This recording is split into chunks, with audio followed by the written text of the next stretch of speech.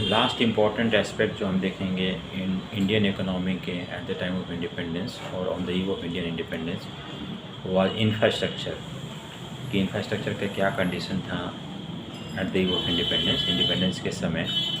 No doubt there was improvement in the basic infrastructure such as railway, port, water transport, post and telegraph, but these developments were undertaken to fulfil colonial interest.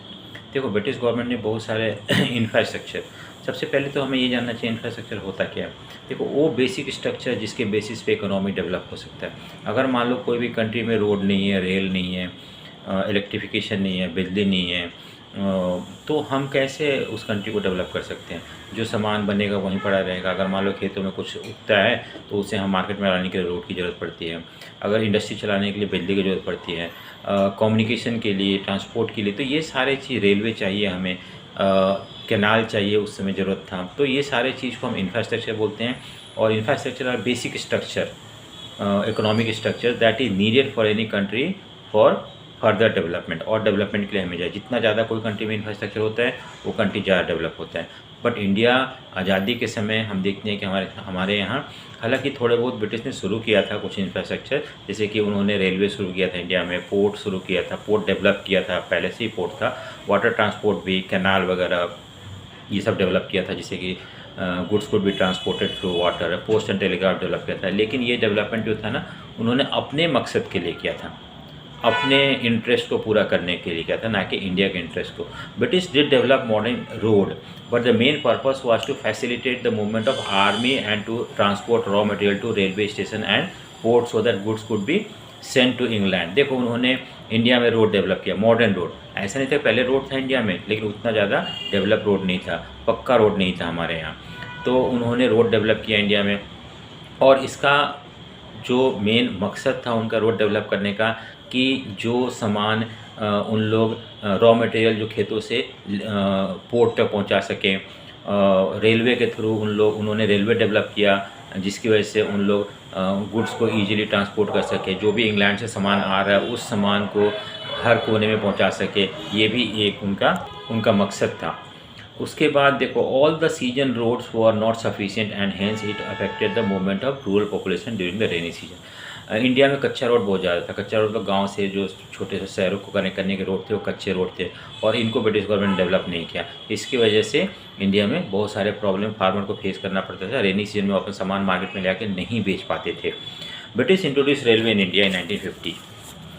The major impact of introduction of railway था, क्या क्या था। एक तो पहला कि it allowed the people to undertake long distance travel by breaking geographical and cultural barrier. देखो, पहले क्या था कि लोग बहुत दूर तक नहीं जा पाते थे क्योंकि उतना ट्रांसपोर्ट फैसिलिटी नहीं था। जब ब्रिटिश गवर्नमेंट ने इंडिया में रेलवे इंट्रोड्यूस किया तो people easily could move from one place to another place. और इस तरह से जो कल्चरल बैरियर था, लोग अपने ही कल्चर एरिया में रहते थे, कहीं दूसरी जगह नहीं जाते थे। अब क्या है, लोग एक दूसरे से मिक्सअप होने लगे, एक दूसरे के कल्चर को समझने लगे, एक दूसरे को समझने लगे, और ये हमें हेल्प किया था to develop unity among the people, जो कि पहले नहीं था। तो इस तरह से दूसरा जो था कि it led to commercialisation of agriculture and it affected self sufficiency of village.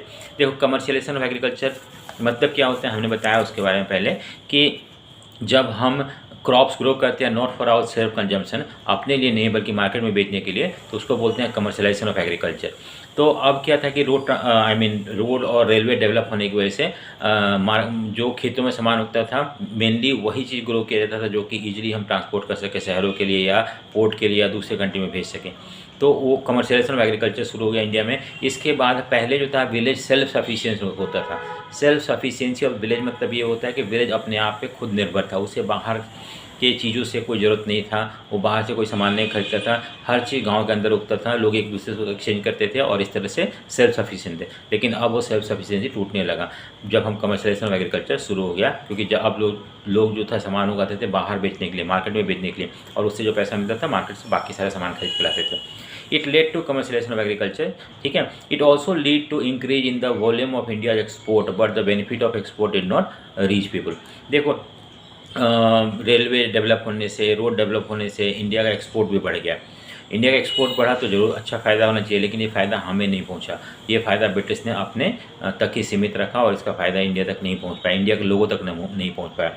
British also develop inland waterways but in most places it could not compete with the railway way. Example in Odisha, देखो British government ने India में canal भी develop किया। Canal का main purpose है develop करने के लिए वाटर ट्रांसपोर्ट, जिससे कि आसानी से सामान को एक जगह से दूसरी जगह पानी के बोट के थ्रू हम ले जा सकें। लेकिन कुछ सालों बाद हम देखते हैं कि इंडिया में रेलवे भी सेटअप कर दिया गया। जब रेलवे सेटअप हो गया तो लोग रेलवे से भेजना सामान प्रेफर करने लगे, ना कि वाटर ट्रांसपोर्ट से, क्योंकि वाटर ट्रांसपोर्ट में कुछ कंस्ट्रेंट थे, कुछ डिसएडवांटेज, पानी कम ज़्यादा होना, ये सब की वजह से। तो इसलिए जो बहुत सारा पैसा लगाया गया था डेवलप करने में वाटर ट्रांसपोर्ट, वो एक तरह से वेस्ट हो गया ब्रिटिश के समय। उसके बाद इंट्रोडक्शन ऑफ इलेक्ट्रिक टेलीग्राफ, आपको पता है कि ब्रिटिश गवर्नमेंट ने इंडिया में टेलीग्राफ भी इंट्रोड्यूस किया था, लेकिन उसका भी मेन मकसद था इंडिया का बेनिफिट के लिए नहीं, बल्कि अपना रूल्स एंड रेगुलेशन को मेंटेन कर। अगर मान लो कहीं रिवोल्ट होता है तो टेलीग्राफ के थ्रू मैसेज पहुँचाया जा सकता था, जहाँ से army easily, British army could be brought there. और फाइनली हम देखते हैं कि पोस्टल सर्विस भी ब्रिटिश गवर्नमेंट ने इंट्रोड्यूस किया था, वो भी उनका अपना मकसद था। तो हम देखते हैं कि इंफ्रास्ट्रक्चर उन्होंने शुरू तो किया था कुछ हद तक, लेकिन ये सारे इंफ्रास्ट्रक्चर फैसिलिटी उन्होंने अपने बेनिफिट के लिए किया था, बट डायरेक्टली और इनडायरेक्टली हमें भी फ़ायदा हुआ था। ऐसे बात नहीं है, रेलवे की वजह से लोग एक दूसरे से मिलना शुरू हो गए थे, एक्सपोर्ट वगैरह होने लगा था। तो ये सारे चीज़ है। Thank you.